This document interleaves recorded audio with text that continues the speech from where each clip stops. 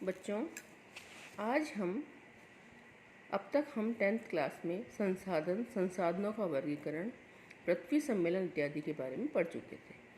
अब हम कहेंगे संसाधन का नियोजन। नियोजन मतलब योजना बनाना, कि संसाधनों को इस तरह से योजना बनाई जाए कि वो आगे आने वाली भविष्य की पीढ़ियों तक सुरक्षित रह सकें।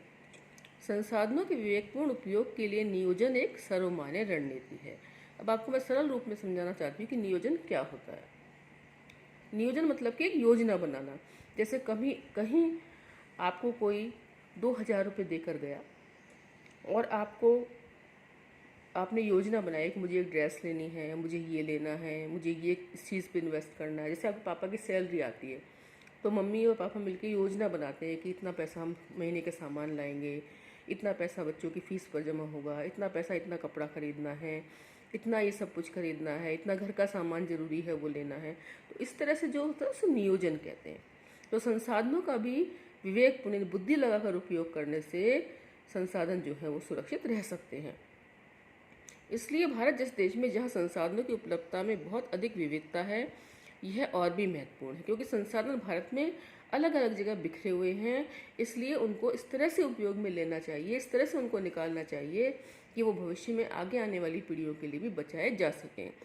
यहाँ ऐसे प्रदेश भी हैं जहाँ एक तरह के संसाधनों की प्रचुरता है। कई ऐसी जगहें हैं जहाँ पर एक ही तरह के संसाधन प्रचुर मात्रा में मिलते हैं, और कई ऐसी जगह हैं जहाँ पर वो संसाधन बिल्कुल ही नहीं मिलते, परंतु दूसरी तरह के संसाधनों की कमी है। कुछ ऐसे प्रदेश भी हैं जो संसाधनों की उपलब्धता के संदर्भ में आत्मनिर्भर हैं। आत्मनिर्भर मतलब उनके यहाँ पर इतने संसाधन हो रहे हैं, निकल रहे हैं कि उनको मंगाने की जरूरत नहीं है। कुछ ऐसे प्रदेश भी हैं जहाँ महत्वपूर्ण संसाधनों की अत्यधिक कमी है। उत्तराखंड, उदाहरणतः झारखंड, मध्य प्रदेश और छत्तीसगढ़ आदि प्रांतों में खनिजों और कोयले के प्रचुर भंडार हैं। हमारे 3 ये प्रांत है, झारखंड, मध्य प्रदेश और छत्तीसगढ़, जहाँ पर कोयला और विविध प्रकार के खनिज जो है वो पर्याप्त मात्रा में मिलते हैं। अरुणाचल प्रदेश में जल संसाधन प्रचुर मात्रा में पाया गया है, परंतु मूल विकास की कमी है। लेकिन अरुणाचल प्रदेश में जितना विकास होना चाहिए, पानी पर्याप्त है, लेकिन विकास की कमी है। राजस्थान में पवन और सौर ऊर्जा संसाधनों की बहुतायत है, यहाँ हवा अच्छी चलती हैं।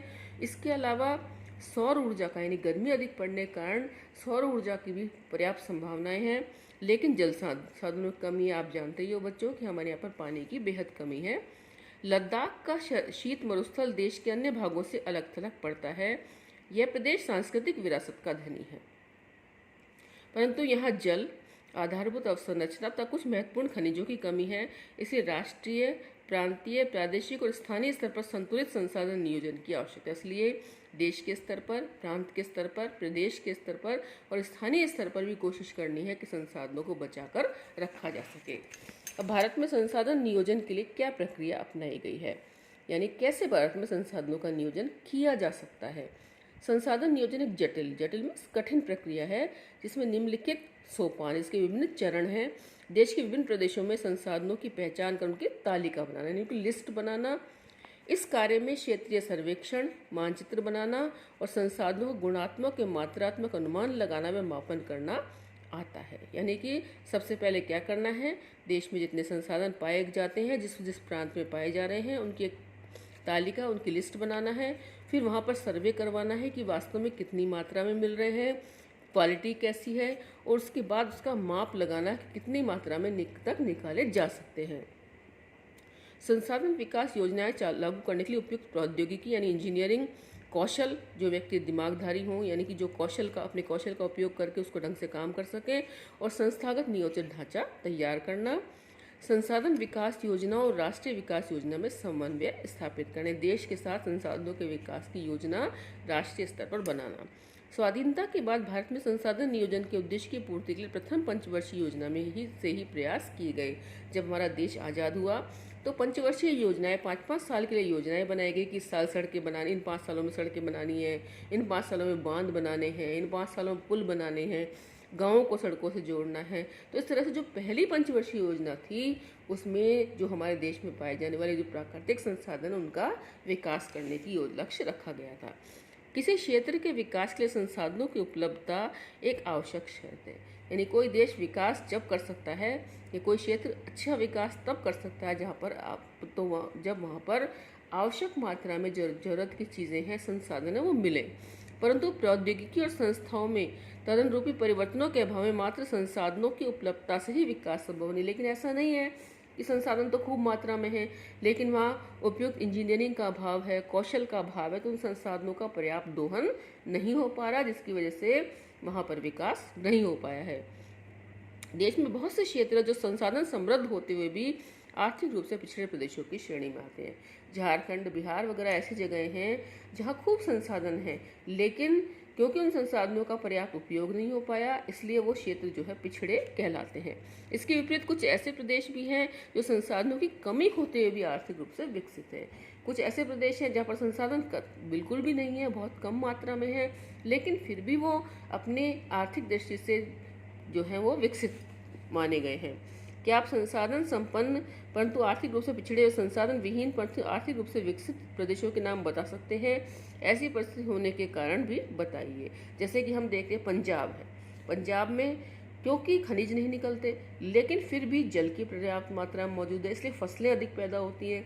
फसलें अधिक पैदा होती है तो वो फसलों को बेचकर आर्थिक रूप से संपन्न हैं। इसी तरह से बिहार है, बिहार में खूब खनिज मात्रा पर्याप्त मात्रा में पाए जाते हैं, लेकिन एक तो लोगों का साक्षरता का स्तर निम्न है, इसके अलावा वहाँ पर जनसंख्या अधिक है और इसलिए वो लोग जो है अपना सारा पैसा जो है वो जितना भी उनके पास धन आता है वो संसाधनों को दोहन करने के बजाय वो लोग जो है वो अपना पैसा खान पान पर इन पर ही खर्च कर देते हैं। इसलिए वहाँ पर इतना विकास जो है, विकास दृष्टि से बिहार, झारखंड वगैरह पिछड़े हुए राज्य हैं।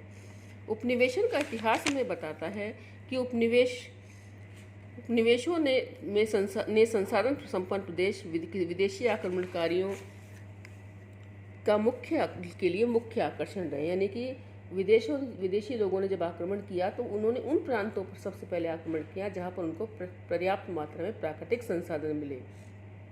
उपनिवेशकारी देशों ने बेहतर प्रौद्योगिकी के सहारे यानी अच्छी इंजीनियरिंग टेक्निक के सहारे उपनिवेशों के संसाधनों का शोषण किया, तो उन पर अपना आधिपत्य यानी अपने अधिकार जमा लिया।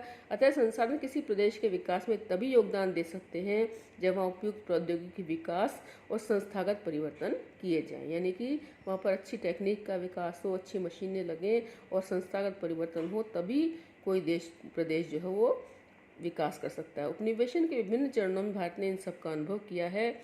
अतः भारत में विकास सामंतः तथा संसाधन विकास लोगों के मुख्यतः संसाधनों की उपलब्धता पर आधारित नहीं है, यानी केवल संसाधन मिलना ही पर्याप्त नहीं है, बल्कि इसमें प्रौद्योगिकी, मानव रूपी संसाधन के गुण जो हैं वो शामिल हो और ऐतिहासिक अनुभव का भी योगदान रहा है। संसाधनों का संरक्षण, संसाधनों को कैसे बचाया जाए।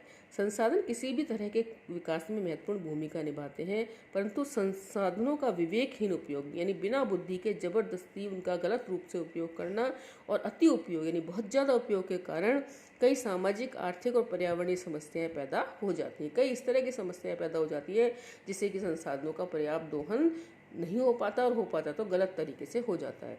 इन समस्याओं से बचाव के लिए विभिन्न स्तरों पर संसाधनों का संरक्षण आवश्यक है। भूतकाल से प्राचीन समय से ही संसाधनों का संरक्षण बहुत से नेताओं और चिंतकों के लिए चिंता का विषय रहा है। उदाहरणतः गांधी जी ने संसाधनों के संरक्षण की अपनी चिंता इन शब्दों में व्यक्त की थी: हमारे पास हर व्यक्ति की आवश्यकता पूर्ति के लिए बहुत कुछ है। हमारे पास बहुत कुछ है जो हम हर व्यक्ति की आवश्यकता पूरी कर सकते हैं, परंतु किसी के लालच की संतुष्टि के लिए नहीं। लेकिन कुछ लोग क्या है, बहुत ज़्यादा लालच दिखाते हैं, उसकी वजह से क्या होता है कि दूसरे लोगों को संसाधन पर्याप्त मात्रा में नहीं मिल पाते। अर्थात हमारे पास पेट भरने के लिए बहुत है, लेकिन पेटी भरने के लिए नहीं। यानी हमारे पास इतना संसाधन नहीं है कि कोई एक व्यक्ति तो अपने धन के भंडार संचित करता जाए और दूसरा व्यक्ति जो है भूखा मरे। इसके अनुसार विश्व स्तर पर संसाधन हास के लिए लालची और स्वार्थी व्यक्ति तथा आधुनिक प्रौद्योगिकी की शोषणात्मक प्रवृत्ति जिम्मेदार है। वे अत्यधिक उत्पादन के विरुद्ध थे और इसके स्थान पर अधिक बड़े जनसमुदाय द्वारा उत्पादन के पक्षधर थे।